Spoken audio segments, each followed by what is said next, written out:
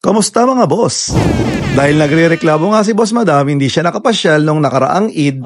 Working holiday nga kasi kami nung Eid. Ngayon ko naman ginagamit yung bakasyon ko. Kaya ito, pasyal naman natin si Boss Madam at i-date naman natin. Nice. Hindi nga tayo makalayo ng Jeddah mga boss kasi si Boss Madam naman ngayon yung may pasok na. Kaya ito, manood na lang tayo ng sine dito sa Red Sea Mall. Dito nga sa may Vox. Ayan, ipapakita ko sa inyo yung mga details dito sa sinehan. Tara, enjoy!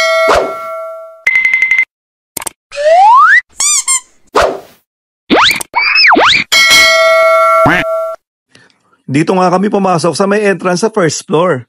Ayan, makikita dito mga boss yung mga showing na. Siyempre yung mga coming soon din. Dito nga lang yan makikita mga boss sa tabi ng center point. Ayan ang ganda nga talaga ng entrance. Siyempre mga boss, andito lang din yan sa tabi ng tindahan namin. Meron nga ditong self-service machine para makabili ka ng ticket. So ayun mga boss, nagre-range nga ng from 35 reals to 110 Saudi reals yung mga ticket dito. Depende kung anong klase yung panonooran mo. Pag sa standard, 35 Saudi.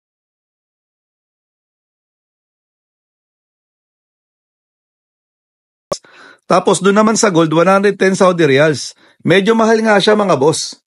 Ang papanoorin nga namin yung A Quiet Place Day 1. Nice. Ang pinili nga namin panooran mga boss yung doon sa may IMAX. Tapos, dagdag kami ng 10 Saudi reals kasi doon nga kami sa may taas.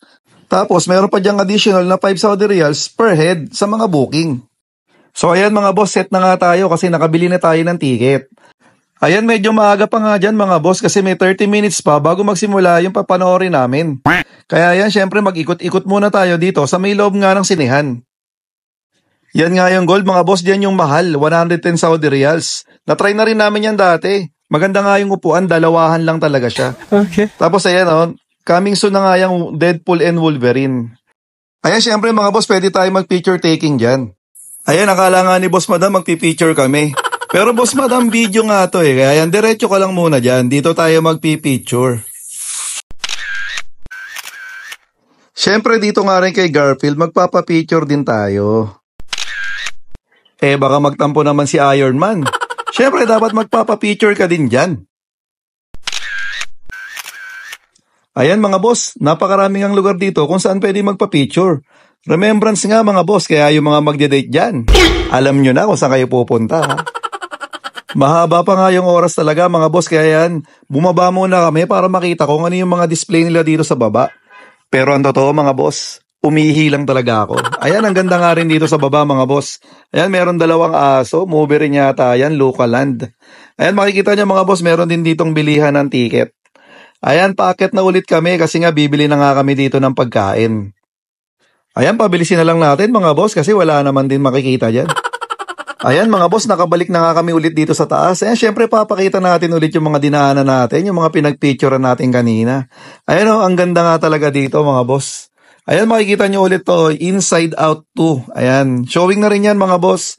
Tapos dito, ayan, makikita nyo pa yung mga ibang showing, tsaka coming soon. Siyempre mga boss, si Boss Madam, galing sa duty sa ospital yan, kaya siyempre gutom yan. Hindi naman tayo pwedeng manood ng sine kung hindi tayo bibili ng pagkain.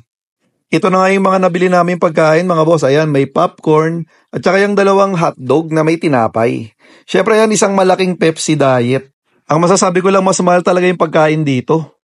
Ayan na nga mga boss, papasok na nga kami dito sa IMAX 7. Siyempre dito, i-scanin nga yung nabili nga naming ticket. Bigla nga kaming nagmadali dito mga boss kasi ang tagal nung dun sa may bilihan ng kainan. So ayun mga boss, ito na nga yung loob ng IMAX Theater. Ayan, makikita nyo, nandyan na nga si Boss Madam na una na. So ayan yung pinili nga naming upuan, yung dito sa may pinakatuktok. Ayan, sa may pinakagilid para wala nga kaming katabi. Ayan mga boss, makakapag-relax na nga muna kami kahit saglit lang. Maganda rin naman tong movie na papanoorin namin mga boss. Ipapakita ko nga lang tong binili namin pagkain. Ito yung hotdog. Ayan, medyo mahal mga boss, 32 reals. Tapos yung popcorn nasa 30 plus. Then yung soft drinks, ganun din. Basta umabot lang siya ng mga 110 reals kasama na yung tax. Ayun mga boss, salamat sa panonood nyo. Bye-bye!